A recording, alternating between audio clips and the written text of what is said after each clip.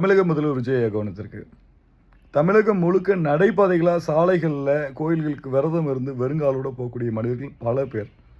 எல்லா விதமான மதங்கள்லேருந்து நிறைய பேர் வெறுங்காலோடு நடந்து போகிறாங்க.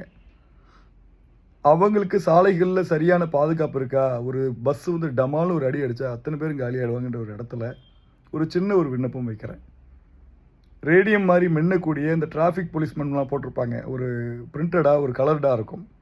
அந்த மாதிரியான பொருட்கள் அரசு நிறுவனத்திலேருந்து குறைஞ்ச விலையிலையோ, அப்படி இல்லை இந்த இடத்துல நீங்கள் எடுத்துகிட்டு போகிறீங்களா, ஓகே, இந்த ஸ்டார்டிங் பாயிண்ட்லேருந்து எண்டிங் பாயிண்ட் அந்த கோயிலோட நிர்வாகத்தில் அந்த இடத்துல நீங்கள் சேர்த்துருங்க, இதுக்கு டெபாசிட் அமௌண்ட்டு 200 கொடுங்க, இது நீங்கள் எடுத்துகிட்டு போங்க, பாதுகாப்பாக போங்க.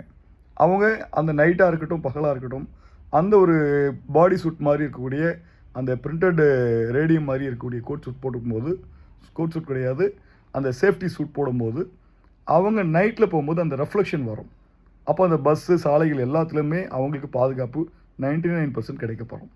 அப்போது அவங்க போய் சேர்க்கும் போது அந்த டெபாசிட் அமௌண்ட்டை அவங்க திருப்பி வாங்கிக்க முடியும். இது ஒரு ரொட்டேஷன் ப்ராசஸாக அமையட்டும்.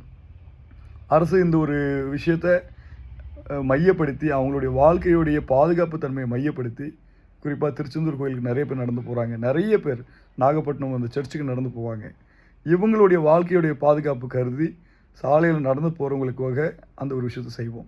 தவறு நடந்த பிற்பாடு செய்ய வேணாம், முன்னாடியே செய்ய ஆரம்பிச்சிருவோம். நன்றி.